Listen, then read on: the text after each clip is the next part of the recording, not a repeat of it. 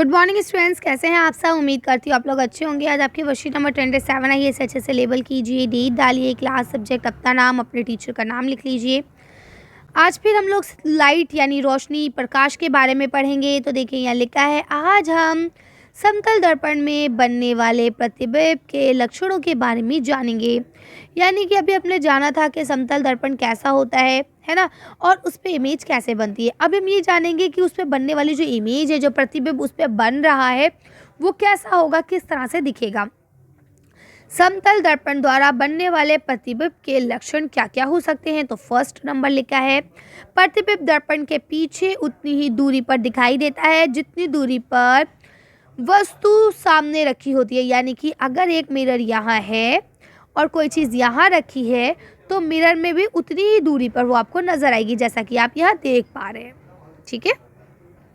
प्रतिबिंब सीधे और बिंब के आकार का बनता है। तो ये देखिए, जैसा आप यहाँ देख पा रहे हैं, सीधा और बिंब आकार का होता है।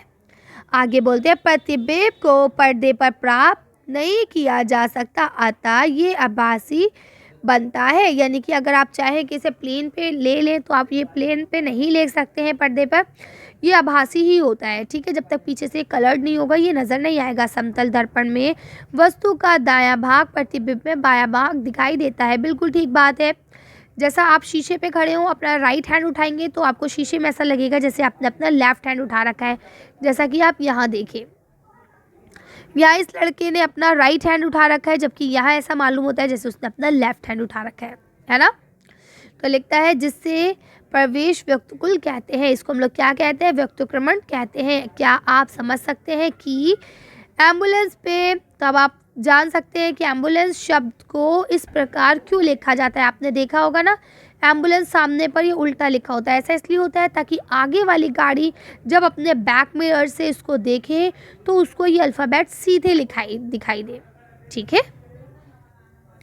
अब यह लिखा है, परिवर्तन के प्रकार। अब परिवर्तन के कितने प्रकार हो सकते हैं, यहाँ देखिए लिखा हुआ है। पिंकी की माँ बाजार से एक नई स्टील की प्लेट लेकर आई। पिंकी ने देखा कि नई प्लेट में उसका चेहरा साफ दिख रहा था। वह तुरंत रसोई में गई और पुरानी थाली में चेहरा देखने लगी। नई प्लेट में तो चेहरा स्पष्ट रूप से दिखाई दे रहा था, लेकिन पुरानी प्लेट में धुंधला था। अगले दिन स्कूल में उसने अपने शिक्षक से पूछा, यानी अपने टीचर से पूछा कि उसका चेहरा पुरानी प्लेट में धुंधला क्यों दिखाई दे रहा था। शिक्षक ने कहा, चलो इसे विभिन्न सतहों के साथ करके देखते हैं। तो चलिए देखते हैं कैसे उन्होंने किया। उन्होंने कहा, दी गई तालिका में सतहों में अपनी छवि का निरीक्षण कर तालिका को पूरा कीजिए। जैसे कि नई स्टील की प्लेट, प्रतिबिंब साफ है, धुंधला है या नहीं दिख रहा है। तो बिल्कुल साफ होगा। जब नहीं है तो कैसा होगा, साफ होगा। ठीक है। लकड़ी की टेबल तो नहीं होगा, लकड़ी की टेबल पे आपको अपना चेहरा नहीं दिखेगा। दर्पण माने यानी कि मिरर पे आपको चेहरा बिल्कुल साफ नजर आएगा। पानी से भरी बाल्टी, इस पे भी आपको चेहरा साफ नजर आएगा, धुंधला नजर आएगा। पानी से भरी बाल्टी पे धुंधला नजर आएगा, ओके, क्योंकि वो हिलता रहेगा। दीवार पे आपको नहीं दिखेगा। और आपका लिखा है चिकनी टाइल्स पे, यहाँ पे आपको चेहरा साफ नजर आएगा। ठीक है। तो अब यहाँ तक क्लियर हुआ। तो आपको पता चला कि ऐसा क्यों हुआ, क्योंकि बेटा देखिए, जितनी साफ इमेज जाएगी, जितना लाइट अपने अंदर वो चीज़ ऑब्जर्व कर पाएगी, उतना ही तो आपको दिखेगा। ठीक है। चलिए, उम्मीद करती हूँ तक आपको वर्कशीट समझ में आ गई होगी। अब देखिए यहाँ आपको लिखा है, निम्नलिखित प्रश्नों के उत्तर दीजिए। पहला प्रश्न है, समतल दर्पण द्वारा बनने वाले प्रतिबिंब की कोई 4 लक्षण लिखिए। तो चलिए इसका आंसर देखते हैं कि अगर कोई समतल दर्पण है, उस पर बनने वाला जो प्रतिबिंब है उसके क्या लक्षण हो सकते हैं। देखिए यहाँ पे ये चारों कैरेक्टरिस्टिक्स हैं, ये चारों आप यहाँ से यहाँ तक लिख सकते हैं। ठीक है, यहाँ तक, इस जगह तक। ठीक है, यहाँ से लिखना शुरू करेंगे, यहाँ तक लिखेंगे, क्योंकि 4 कैरेक्टरिस्टिक्स लिखने आपको। ठीक, चलिए आगे पढ़ते हैं। अगला क्वेश्चन लिखा है, अंग्रेजी वर्णमाला के वे अक्षर लिखिए जिनका प्रतिबिंब बिल्कुल उन्हीं की तरह बनता है। यानी कि वो अक्षर जो आप अगर पलटेंगे भी उसमें तो वो उल्टे नहीं होंगे। जैसे कि अगर आपने आर लिखा है, आप मिरर में देखेंगे तो आपको आर ऐसा नज़र आएगा, है ना। लेकिन अगर आपने ए लिखा है तो मिरर पे भी ए ऐसे ही रहेगा। अगर आपने बी लिखा है तो मिरर में बी उल्टा हो जाएगा। होता है नहीं होता। तो कह रहे हैं ऐसे अक्षर लिखिए जिनका प्रतिबिंब बदले नहीं, जैसे टी, ए, ओ, है ना, UVWX, ठीक है। तो चलिए हम इसका आंसर देखते हैं। तो देखिए आप लिखेंगे AHIMOOTUVWX, ठीक है। ये अक्षर वे अक्षर है जिनकी छवि शीशे में भी उल्टी नहीं होगी। कर लेंगे।